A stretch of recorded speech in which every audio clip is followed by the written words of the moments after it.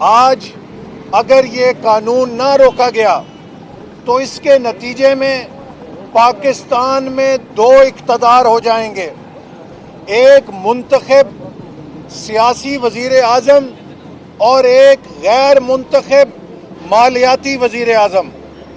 جو سیاسی وزیر اعظم ہوگا وہ پارلیمنٹ کو جواب دہ ہوگا، وہ 22 کروڑ عوام کو جواب دہ ہوگا، لیکن جو غیر منتخب مالیاتی وزیر اعظم گورنر اسٹیٹ بینک کی صورت میں مسلط ہوگا وہ پاکستان میں کسی کو جواب دہ نہیں ہوگا، وہ صرف IMF کو جواب دہ ہوگا۔ تو میرے پاکستان کے بھائیوں اور بہنوں، آج وقت ہے کہ ہم سب اپنا کردار ادا کریں اور اس ادارے کی خود مختاری، پاکستان کی مالی خود مختاری کو بیرونی اداروں کے یرغمال بننے سے روکیں۔ یہ ایجنڈا ان لوگوں کا ہے جنہوں نے فارن فنڈنگ کے ذریعے عمران خان کو اس ملک پہ برسر اقتدار لا کے مسلط کیا ہے۔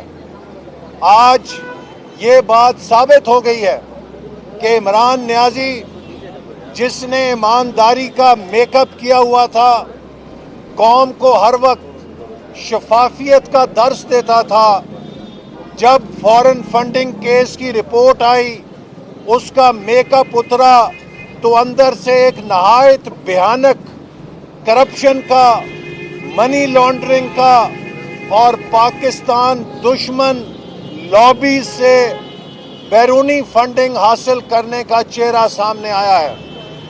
اور وہ شخص جو افغانستان میں امریکہ کی مداخلت کی خلاف ورزی یا مخالفت میں بیانات دیا کرتا تھا، پتہ چلا کہ وہ نیٹو کے کانٹریکٹر سے بھی چندے لیا کرتا تھا اور ان نیٹو کے کانٹریکٹرز کو انعام کے طور پہ بڑے بڑے ہوٹل بنانے کے منصوبے بھی عمران نیازی نے دیے ہیں۔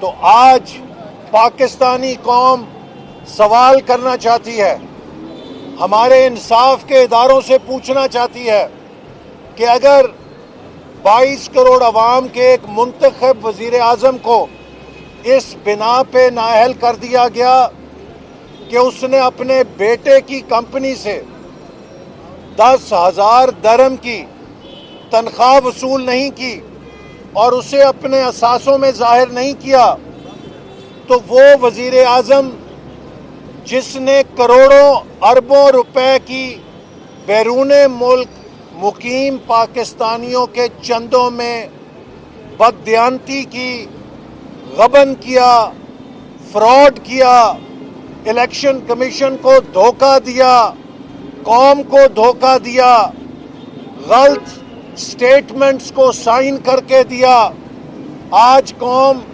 ثاقب نثار صاحب سے بھی پوچھنا چاہتی ہے، کیا صادق اور امین اسے کہا جاتا ہے کہ جو جھوٹے بیانات الیکشن کمیشن کو دیتا ہے، جو جھوٹی دستاویزات پہ دستخط کرتا ہے؟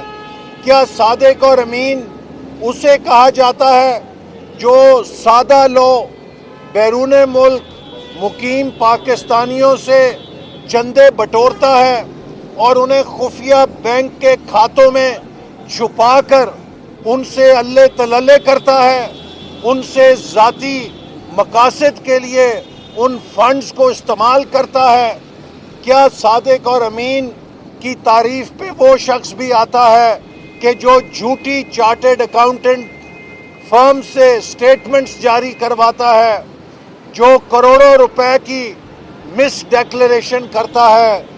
یہ سوال ہے جو پاکستان کے عوام پاکستان کے عدالتی نظام سے پوچھنے پہ مجبور ہو گئے ہیں۔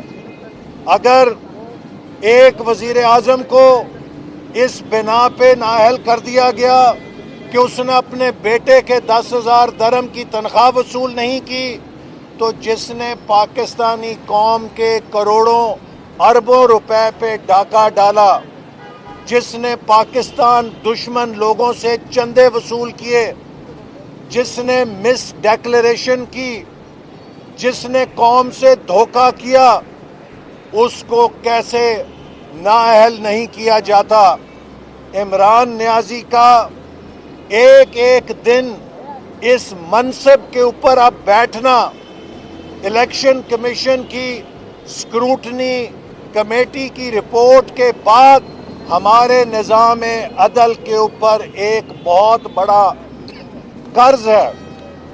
سوال ہے کہ ہم ایک فائنینشل مجرم کو، جس نے منی لانڈرنگ کی، جس نے کرپشن کی، جس نے اپنے پارٹی کے ملازموں، کمپیوٹر آپریٹرز، چپڑاسیوں کے نام پر پیسے منگا کر ان سے پیسے کھائے، ان سے پیسے واپس لے کے ذاتی مقاصد کے لیے استعمال کیے۔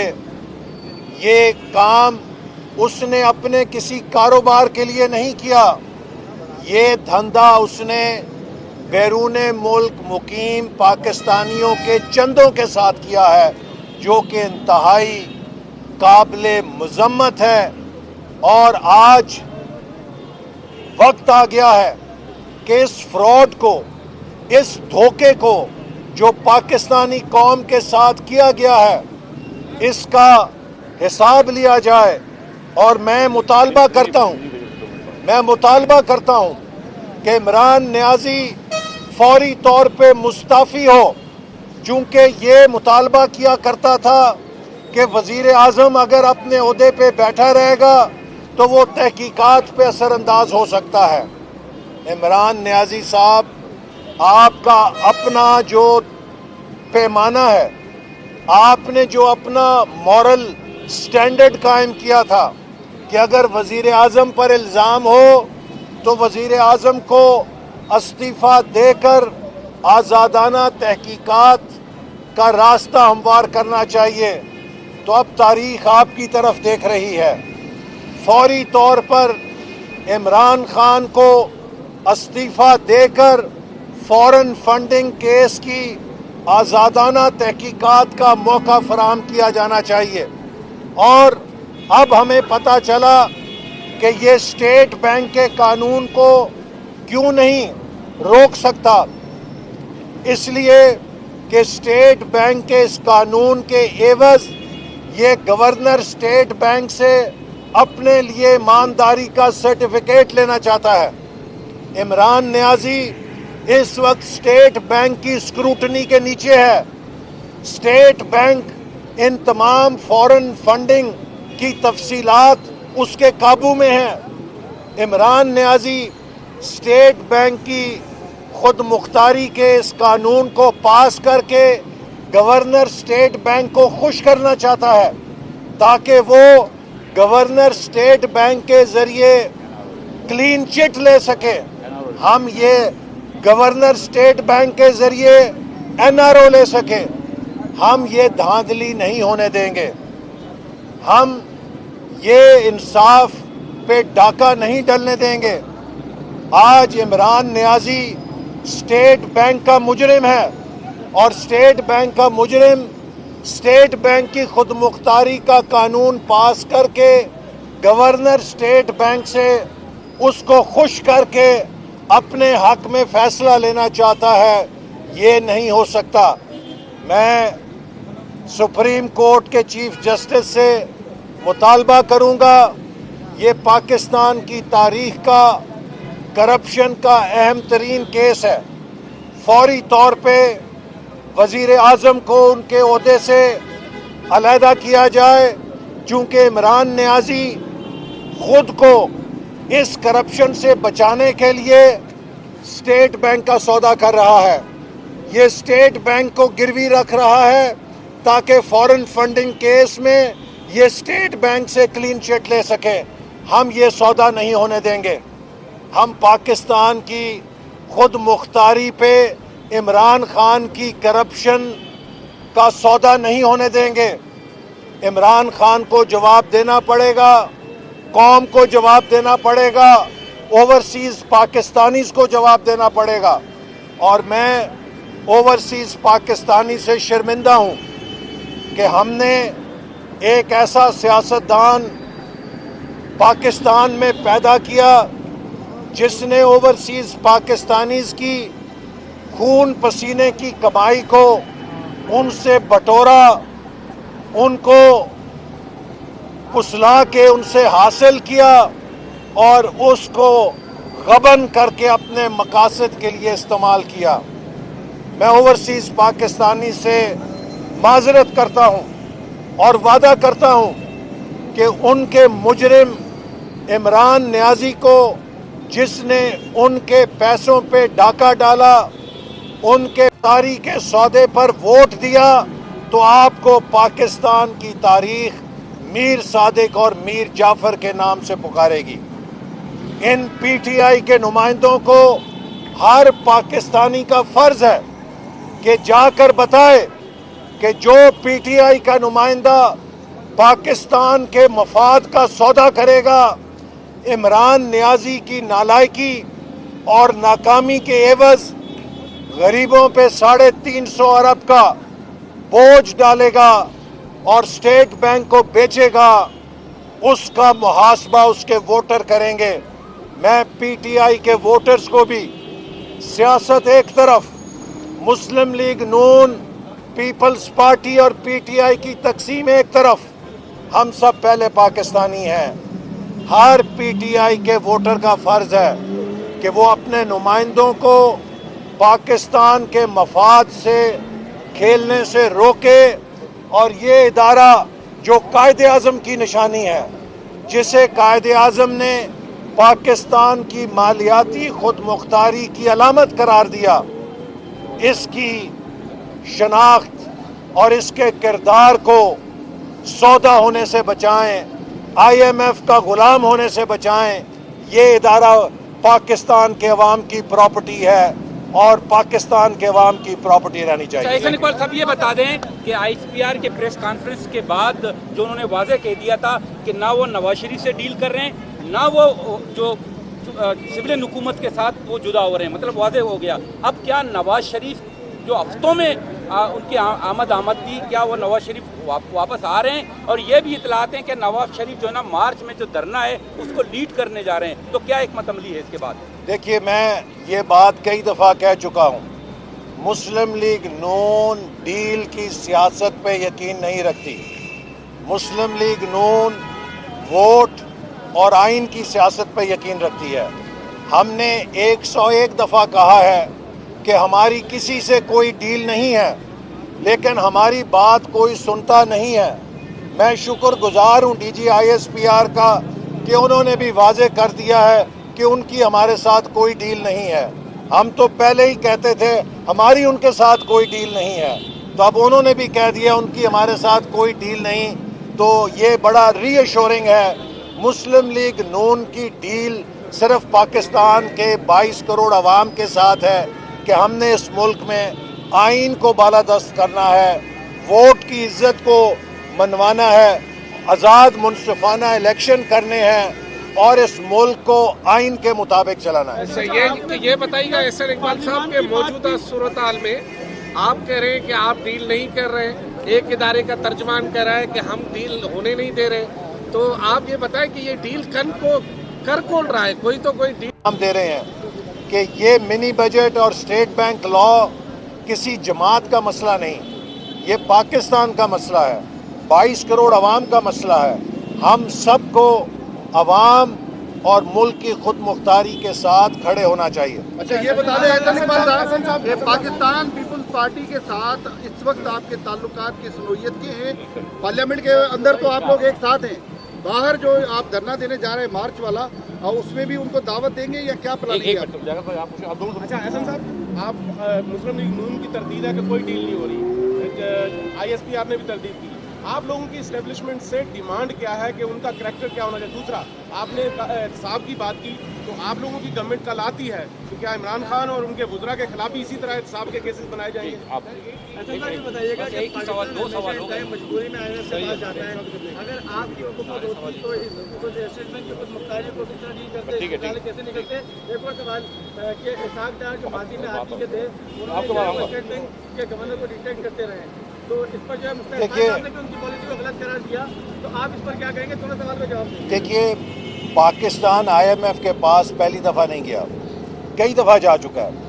ہر دفعہ اسٹیٹ بینک کے بارے میں IMF نے اس سے ملتے جلتے مطالبات کیے ہیں، لیکن کبھی کسی حکومت نے ان مطالبات کو تسلیم نہیں کیا جو عمران نیازی صاحب کر رہے ہیں. 98 میں مسلم لیگ نون کی حکومت نے ایک اٹانومی آف اسٹیٹ بینک کا لاء منظور کیا تھا، جس کے تحت اسٹیٹ بینک کو مانیٹری پالیسی چلانے، پاکستان کے فائنینشیل سیکٹر، پاکستان کے بینکس کو ریگولیٹ کرنے، اس کے چیف ایگزیکٹوز کو اپوائنٹ کرنے، اور جو بھی مالیاتی معاملات ہیں اس کی مکمل خود مختاری حاصل ہو چکی تھی. اس کے بعد ہم نہیں سمجھتے کہ ملک کے خود مختاری کے مفاد میں ہے کہ جس قسم کے اختیارات اب گورنر اسٹیٹ بینک کو دیے جا رہے ہیں کہ وہ ایک غیر منتخب مالیاتی وزیر اعظم ہوں جو پاکستان کے عوام کو نہیں بلکہ IMF کو جواب دہ ہوں، چونکہ وہ IMF کے بورڈ آف گورنر کے ممبر بھی ہوتے ہیں، تو ان کی جواب دہی پاکستان میں کسی کے سامنے نہیں ہوگی. وہ IMF کے بورڈ کو جواب دہ ہوں گے اور ان کے ذریعے پاکستان کی معیشت کو چلائیں گے. ہم اس قسم کی خود مختاری کے حق میں نہیں ہیں. اور ساتھ میں آپ نے کہا نہیں مسلم لیگ کیا مانگ رہا تھا؟ نہیں، مسلم لیگ کی اسٹیبلشمنٹ سے کیا ڈیمانڈ کیا ہے؟ مسلم لیگ نون کی ایک ہی ڈیمانڈ ہے کہ اس ملک کو آئین کے مطابق چلایا جائے. پاکستان کی فوج، پاکستان کے انٹیلیجنس کے ادارے ہمارے قومی ادارے ہیں، ان کے اوپر کسی قسم کی سیاست کا شائبہ یا شبہ بھی نہیں پڑنا چاہیے، تاکہ جو پاکستان کے سیکیورٹی چیلنجز ہیں ان کے لیے ہمارے قومی دفاعی ادارے یکسوئی کے ساتھ کام کر سکیں. ماضی میں جو سیاست میں مداخلت ہوئی اس کے اچھے نتائج نہیں نکلے، اور ہم چاہتے ہیں کہ ہر ادارہ آئین کے مطابق اپنا کردار ادا کرے اور ہم آہنگی سے کردار ادا کریں. ہم سب نے اپنے اپنے دائرے کار میں مل کر کام کرنا ہے، پاکستان کو ان مشکلات سے نکالنا ہے اور پاکستان کو ایک عظیم مملکت بنانا ہے جس کا خواب قائد اعظم نے دیکھا تھا. تعلقات کیسے ہیں؟ پیپلز پارٹی سے ہمارے پارلیمنٹ میں متحدہ اپوزیشن کے حیثیت میں اچھے تعلقات ہیں. انہوں نے PDM سے اپنی راہ جدا کی، یہ ان کا فیصلہ تھا. ہم نہیں چاہتے تھے کہ وہ ہم سے راہ جدا کریں، لیکن اگر انہوں نے راہ جدا کی ہے یہ ان کا فیصلہ ہے. البتہ پارلیمنٹ کے اندر ہماری مسلسل کوشش ہے کہ اپوزیشن مل کر حکومت کے غیر آئینی عوام دشمن اقدامات کا مقابلہ کرے، اور ہم انشاءاللہ یہ کریں گے.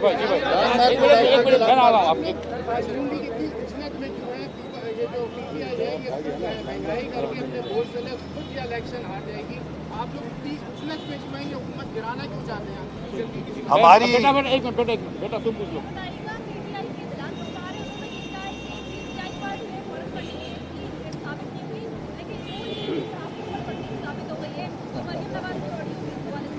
دیکھیے، جو اسکروٹنی کمیٹی کی رپورٹ ہے اس میں ہر چیز روز روشن کی طرح صاف ہو کر آ گئی ہے کہ PTI نے غبن کیا ہے، اور غبن کی جتنی بھی شکلیں ہیں وہ سب فراڈ کیے ہیں. تو اس لیے اب ان کے پاس کوئی دفاع نہیں ہے سوائے اس کے کہ عمران نیازی استعفیٰ دیں اور آزاد، منصفانہ اور شفاف تحقیقات کا راستہ ہموار کریں. مسلم لیگ نون پہ آج سے 1 سال پہلے سے الیکشن کمیشن نے PTI کو کہا ہے کہ آپ کی جو شکایت ہے اس کی حمایت میں کوئی ثبوت پیش کریں. آج تک PTI مسلم لیگ نون کے خلاف ممنوع فنڈنگ کا ایک بھی ثبوت پیش نہیں کر سکی. وہ صرف پریس کانفرنسیں کرتے ہیں، بیانات دیتے ہیں.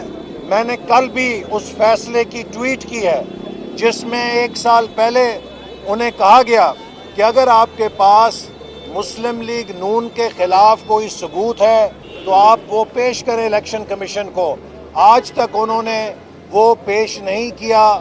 PTI کے خلاف جو کارروائی ہوئی ہے وہ ان شواہد کی روشنی میں ہوئی ہے جو اکبر ایس بابر صاحب نے الیکشن کمیشن کو پیش کیے تھے.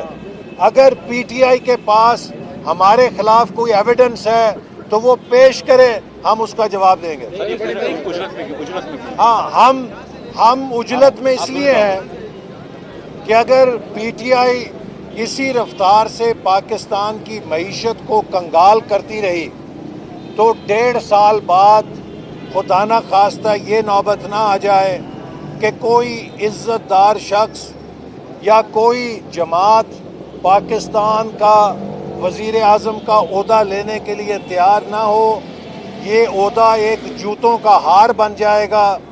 یہ اتنے مشکلات میں ملک کو پھینک جائیں گے کہ ملک کو ان مشکلات سے نکالنا 5 سالوں میں بھی ناممکن ہو جائے گا. اس لیے جتنی جلدی ان کو رخصت کر کے ملک کو بچایا جائے اتنا پاکستان کے مفاد میں. بتائیے گا, بلاول بھٹو نے کل جو ہے کہا ہے کہ اس حکومت کو گرانے کے لیے عدم اعتماد سینٹ میں بھی لائی جائے, قومی اسمبلی میں بھی لائی جائے, تو اس کے لیے مسلم لیگ کیا تیار ہے؟ آپ کچھ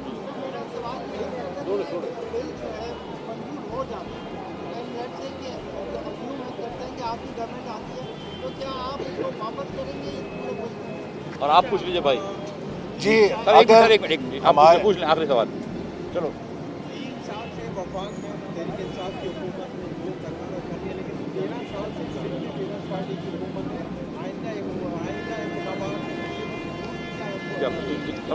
جی, آئندہ الیکشن میں مسلم لیگ نون سندھ کے اندر بھرپور انتخابات میں حصہ لے گی. ہم کراچی کے عوام کو بھی آلٹرنیٹو فراہم کریں گے اور کراچی جو کہ سندھ کا کیپٹل ہے اس کے ساتھ ساتھ سندھ کے صوبے میں بھی ہم متبادل پیش کریں گے. مسلم لیگ نون نے جس طرح کی کارکردگی کا مظاہرہ پنجاب میں کیا ہے, ہم سمجھتے ہیں کہ سندھ کے عوام کا بھی حق ہے کہ ان کو تعلیم, صحت اور ترقی کے وہ منصوبے ملیں جیسا کہ ہم نے پنجاب میں پیش کیے ہیں.